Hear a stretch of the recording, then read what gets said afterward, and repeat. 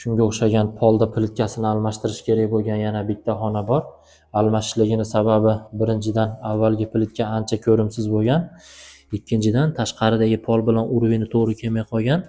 Bu yerga biz ingichka paragonlatib ketishimiz kerak, lekin shunda ham idealni kesishga harakat qilamiz. 2-3 mm ochib qo'yamiz.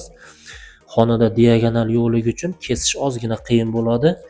Bundan tashqari eshik dabori bilan qo'yilgan. Bu yerga tushayotgan plitka bo'lsa butun, lekin bir amallab ilojini qilamiz.